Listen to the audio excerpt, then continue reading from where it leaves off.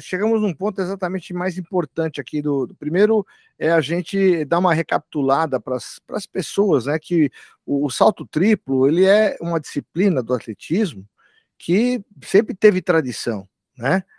Acho que lá atrás seria até bom se você puder recapitular desde o Nelson Prudêncio, começou lá atrás, né? Foi o primeiro medalhista, né? Começou antes. Começou com o grande atleta do Brasil, o melhor atleta do Brasil até hoje, Ademar Ferreira da Silva, tricampeão olímpico. Ademar foi primeiro e o Nelson Prudêncio foi depois. Eu estava trocando. Nelson Prudêncio foi o próximo.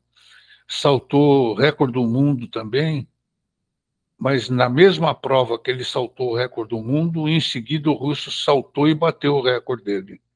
Sim. Por 2 centímetros. Quem bateu o recorde dele foi o Saneyev, da Rússia. Né? Depois do Nelson Prudêncio, ou junto com o Nelson já estava meio que quase parando, um atleta espetacular,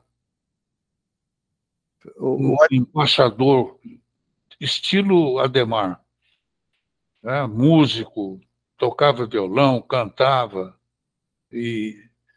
mas saltou recorde do mundo e depois, numa próxima competição que ele foi, ele perdeu para o João, no México, o João já saltando novo recorde do mundo, 17,89.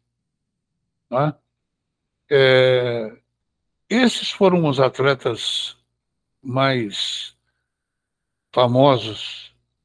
Você sabe que... Mas teve um atleta que apareceu depois, treinado pelo professor Nélio Moura, técnico da Malren, e esse atleta,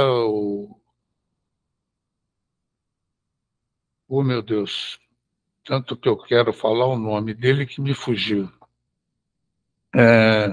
Mas saltou um novo recorde sul-americano, que era do João, e pan-americano, com 17,90, por 1 centímetro bateu o recorde.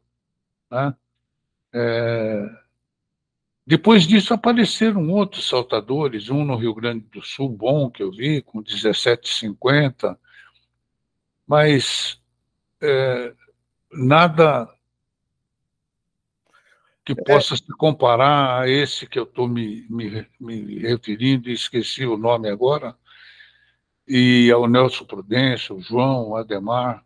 Os que vieram foram ótimos, mas é que os outros eram espetaculares.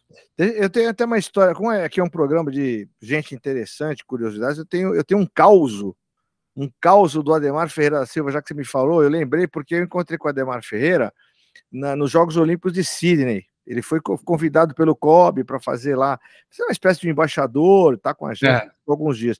E aí ele me contou, porque ele era funcionário público da prefeitura. E para os mais jovens que não conhecem os personagens envolvidos, eu vou fazer uma breve descrição, né, para que as pessoas entendam o contexto da história. Os políticos que na época polarizavam a briga política eram o Jânio Quadros e o Adhemar de Barros. Eram os dois inimigos políticos aqui do estado de São Paulo, e um falava que o outro era ladrão, aquela briga política toda.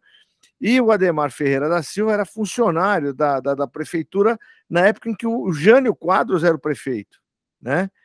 E aí ele tinha que ir para a Olimpíada. Não sei se você conhece essa história, mas para quem não conhece, é um caos interessante que foi contado por ele para mim.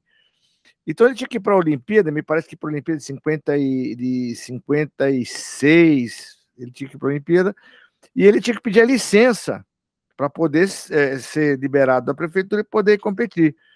E aí ele mandou uma carta, né, para ele, e foi levar a carta para o Jânio Quadros. O Jânio Quadros tinha aquela forma peculiar de falar. Então ele falou assim, algo assim, que era o Ademar Ferreira e o Ademar de Barros, que era o inimigo dele, político. Ele falou assim, como se não me bastasse o Ademar do assalto, me aparece o Ademar do salto, que era ele do salto triplo. E aí ele assinou. Mas eu estou contando que é um caso interessante, porque é engraçado, imagina, para quem conheceu o Jânio Quadros e para as pessoas mais jovens, que vejam lá quem era Jânio Quadros, quem era Ademar de Barros, vai entender o jeito, imagina, né? E ele era todo era um professor, né? O professor Jânio Quadros, ele era um professor de português, então ele falava muito bem. E ele fazia esse trocadilho do nome do assalto com salto, ficou muito engraçado. Esse é um dos causos interessantes que a gente conhece de esporte. E o Ademar realmente foi o primeiro herói, né? Que trouxe uma medalha. O Ademar era extraordinário, extraordinário.